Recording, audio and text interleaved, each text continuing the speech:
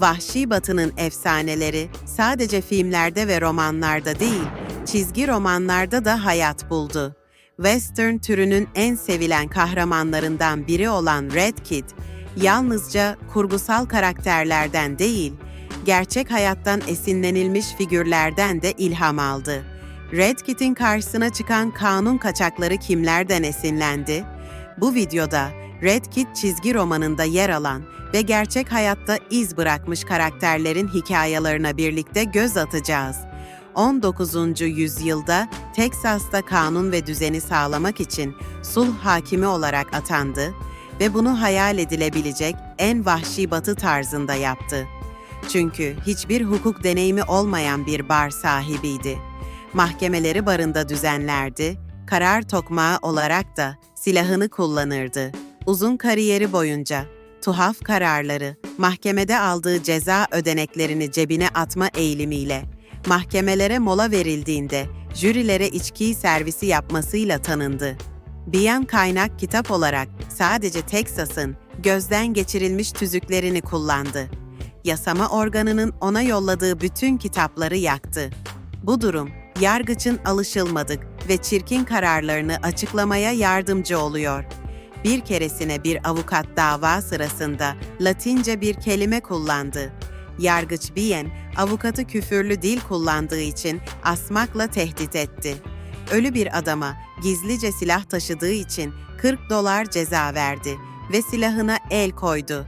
Para adamın cenazesi için kullanılsa bile silah artık Yargıç Bien'in tokmağı olmuştu. Aldığı en kötü kararsa Çinli bir demiryolu işçisini öldürmekle suçlanan birisini, Çinli birini öldürmeye karşı bir yasa yoktur diyerek cinayet şüphelisini serbest bırakmasıydı. Yargıç Bien'e dair en büyük söylenti asma yargıcı olduğu yönündeydi. O da bu söylentileri teşvik ediyor, önce asın sonra yargılayın tezini savunuyordu. Fakat gerçekte kimseyi asmadı. Ara sıra sahte asmalar düzenlese de bu suçlulara bir ders olması içindi. Bunun sebebi belki de onun da bir zamanlar aranan bir suçlu olduğu söylentisidir. Mahkemeleri genel olarak basit kabahatlere dairdi. Zaten yargıç olduğu yerde hapishane de yoktu. Davalar genellikle para cezalarına çarptırıldı, gelen paralar da Yargıç Bien'in cebine giderdi. Henry McCarthy adıyla 1859 yılında doğdu. İlk soygunlarından sınır bölgesindeki silahlı çatışmalarına ve ani ölümüne kadar Billy the Kid, belki de Vahşi Batı'nın en belirgin efsanesi olarak kaldı. McCarthy'nin aile hayatı en başından beri tam bir kaostu. Anne ve babası Amerika'ya İrlanda'dan göçmüşlerdi. Manhattan'daki bir kenar mahallede yaşıyorlardı ve babası da kendisi gibi uzun süre hayatta kalamadı.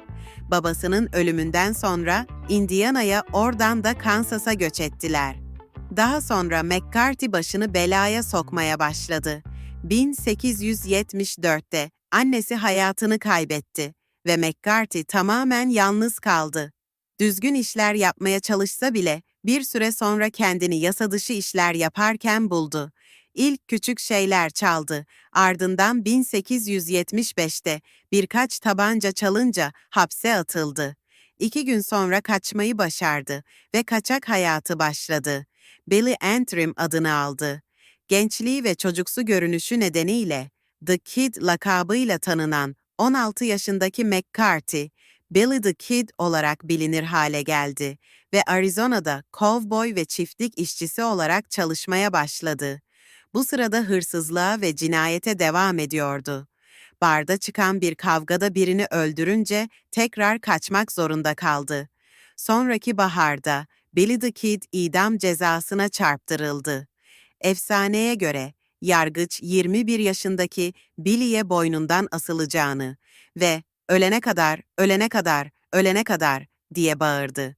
Yine efsaneye göre Billy'nin kayıtlara geçen son sözleri ise yargıca cehenneme gitmesini söylemek oldu. Hapishaneden tekrar kaçtı. En son şerif onu vurarak öldürdü. Billy the Kid 21 yaşında vefat etti. James, soyguncu olarak ünlenen birisiydi. Amerika'daki iç savaş ve çatışmalardan faydalandı. soygunlarında kendini Robin Hood gibi gösterdi.